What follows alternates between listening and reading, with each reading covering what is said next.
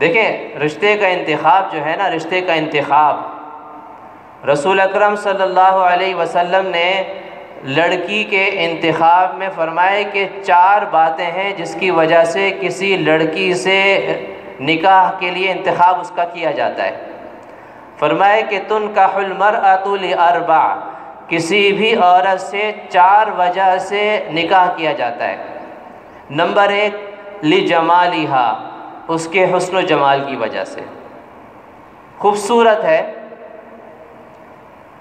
Number 2 لمالہا، اس کے مال کی وجہ سے، اس سے رشتہ ہو گیا، شوہر بھی آس لگا کے بیٹھتا ہے، شوہر کے گھر والے بھی آس لگا کے بیٹھتے ہیں کہ جہیز بہت ملے گا۔ کیا بہت ملے گا؟ جہیز۔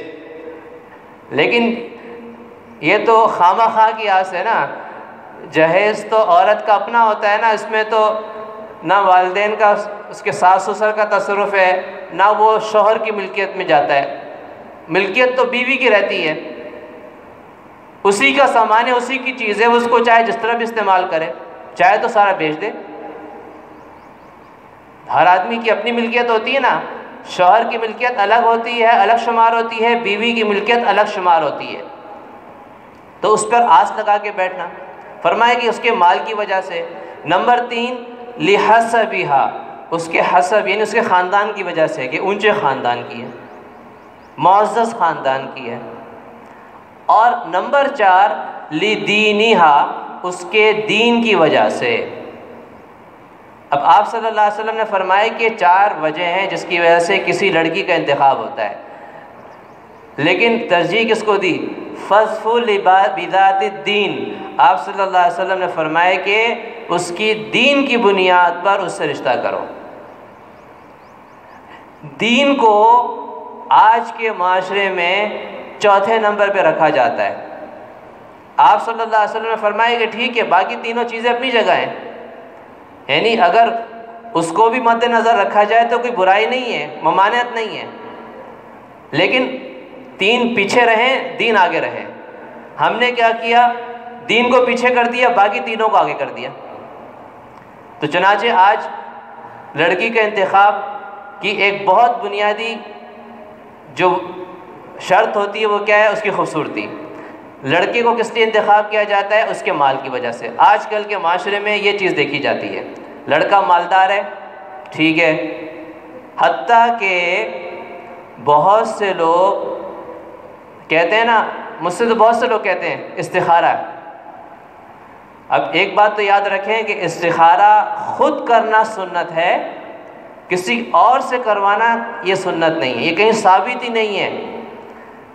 استخارہ ایک دعا ہے نا، تو دعا صحابہ کرام کو آپ صلی اللہ علیہ وسلم نے استخارہ سکھایا، لیکن کہیں پر بھی یہ ثابت نہیں ہے کہ کسی صحابی نے اللہ کے رسول سے صلی اللہ علیہ وسلم سے یہ درخواست کی ہو کہ آپ میرے رشتے کے لیے استخارہ کر لیں، آپ میرے کاروبار کے لیے، کاروبار کرنے جا رہا ہوں استخارہ کر لیں، میں سفر کرنے کا ارادہ رکھتا ہوں استخارہ کر لیں۔ آپ نے فرمایا کہ خود کرو، استخارہ کرو، صحابہ خود کیا کرتے تھے۔ اب یہ ایک نئی چیز نکل آئی ہے کہ بھئی میرے لیے استخارہ کر دو، تو یہ معلوم نہیں کب سے شروع ہوئی، کس نے شروع کی اور کیوں شروع کی۔ تو اس دن ایک شعر میں پڑھ رہا تھا کہ اگر کسی غریب لڑکے کا، جب کوئی کہتا ہے نا کہ استخارہ کرنا ہے نا، تو خود بخود ذہن میں بات آتی ہے کہ وہ لڑکا غریب ہے، کیونکہ آج کل مالدار کے لیے کوئی استخارہ نہیں کرتا ہے۔ اگر کسی مالدار لڑکے کا رشتہ آ جائے نا، پھر لوگ استخارے کو سائڈ پہ رکھ دیتے ہیں۔